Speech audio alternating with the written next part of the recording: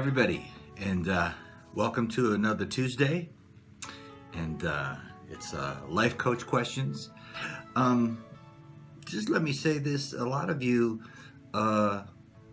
make comments about the questions that I'm answering, the things I'm dealing with, and you're not leaving questions of your own. So if you have any questions or things that you want another viewpoint on, done from a life coach standpoint, well then right below us you can make a comment section and drop in a question. Maybe I'll pick up on it. Sometimes the ones that are the more abstract or the more serious or the more different from the rest are usually the ones you take, because a lot of times you deal with similar topics. So feel free to leave a question. And as I say, in life coaching, you are trying to find somebody, help them with a goal, help them to get through a goal, to change something about themselves or fix something or improve something or move your life forward in some way. I've said it before, psychiatry, it's not psychiatry, because psychiatry, a lot of it deals with the past, heals the past, and advice deals with or corrects the present. Life coaching creates a future, recreates your future for where you've been going to where you need to go. So I'm gonna try to tackle a question here and answer it from a life coach standpoint. Now the difference here is that when you're just answering questions, it's easy to have a viewpoint, but the thing about a life coach is that you want to find out what's inside that person and what the surroundings of their life are, because that makes a lot of difference on how you deal with them. So this is the question. It says, I'm reading from over here. So, what type of frame of mind should I have because I have been diagnosed with a fatal disease? Well, I don't know what the disease is. When you say fatal, I don't know just how fatal. Is it stage 4, stage 2? Is it cancer? Is it leukemia? Is it diabetes? Is it it could be a dozen different things. So I'm just going to assume, because when you're dealing with questions and then the life coaching matter, you have to fill in gaps, and if the gaps don't fill in, you have to create them. or another way of saying create is make them up. So I'm going to assume, since you're talking to me, knowing maybe what I've been through, I'm gonna assume that it's cancer, and you want to figure out how should I be thinking now.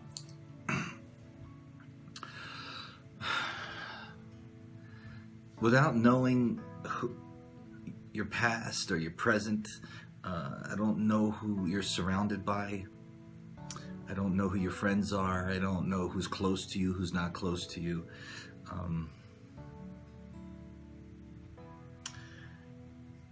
I'll do it from a couple different viewpoints. The first viewpoint, let's just say you're alone. Let's say you're single.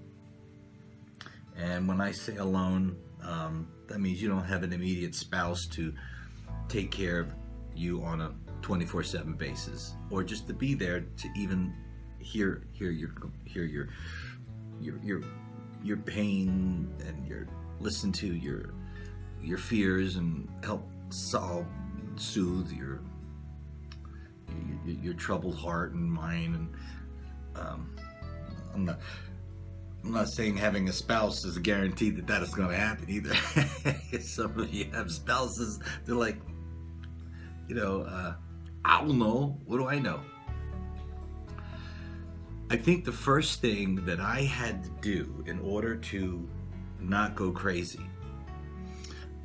was realize that I needed my relationship with God.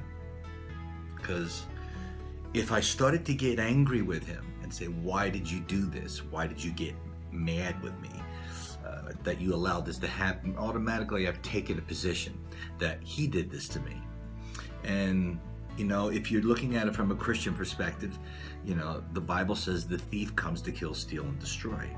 So something's coming to kill, to steal your life, and to destroy it. Well, that's not something God puts on us. And we always say, well, he could have intervened. Well, God can do a lot of things. It depends on how much of him we allow access to our lives. We have a country that has rejected God, that kicked prayer out of schools and kicked Jesus out of teaching and kicks the Bible out of libraries and kicks, the gospel out of mainstream. And then when a disaster happens, we all go to church. and then we switch, and then we start saying, well, how did God allow this?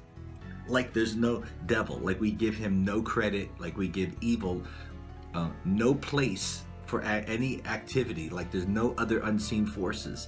There's one unseen force and he's supposed to fix it. It sounds like a spoiled kid. Well, Mom, you should have fixed it, and you should have gotten me a job, and you should have got me the right clothes, and this is the wrong school because there's kids there that don't like me, and you should have put me in another school. And it sounds like the spoiled kid. So we can't go down that road. We have to realize that there's certain things we don't have control over. This is one of them. A fatal disease is something you really don't have control over. You want to get it fixed, you want to get through it. And you're going to need your energy, you're going to need your attitude, you're going to need a positive attitude, you're going to need the strength that comes from taking a positive viewpoint on the outcome of everything you're going to be going through. Because it takes just as much energy to have a negative viewpoint as it does to have a positive viewpoint. Knowing that doesn't always make you feel that way, but at least knowing it helps you to make that decision when the time comes, and not to go too far down. And my greatest wish for you, whoever you are that's going through this, is first of all, know that you're not alone. I mean, I think the statistics are that 1 of every 3 people will die of cancer, which means everybody in their life has somebody in their family or somebody they really love who is fighting cancer. So this is something we're all going through. Everybody is. So I want you to realize that you're not by yourself in this, and that if you allow God to have a strong place in your life and not start blaming him, well, then the Bible says the pure in heart will see God. If your heart is right, you're going to see God in everything. You're going to see God and the goodness that comes from God when the nurses come to you and want to help you and want to assist you and want to help you through a difficult treatment. Or sometimes, when I was there, they had to put a port in my chest. And a port is so they can give you, medication and drugs without having to put needles in your arms all the time. So they actually put a big needle, I guess you'd say, right in your chest, and they leave it there for almost the duration of the time you're going through treatment. Mine was many months. So they had to put it in, and man, that hurt. It just took your breath away. And if you have a bad attitude, or if my attitude was bad, when they're actually doing something to help save my life, I'd be just grieving the whole way. So it was helpful to be able to know that these people are trying to help me. And everybody that's treating you, they're trying to help you get better. So you're gonna start being surrounded by people with doctor visits that's going to assist you, and maybe changing your eating habits, or changing something's going to change. Because these type of things, they do change you for the better. And my desire for you would be to have the right attitude, because above all the things that you will attain, that will be the most important. Trust me, I've been there. The proper attitude is going to be the most important thing you can have. Because remember, it takes just as much energy and just as much thought and just as much out of you to have a good attitude as it does to have a bad one. And a good viewpoint of it, and viewing everybody around you that's not there to hurt you or to annoy you or to make your life more difficult, to trying to help heal you. That's why they're there. So that will be a really, really important thing. And you're going to see some friends that you thought were going to be there for you that are not going to be there. That's happened to me. There's family members, immediate family members I never even heard from. I mean, it's hard to imagine, but it happens.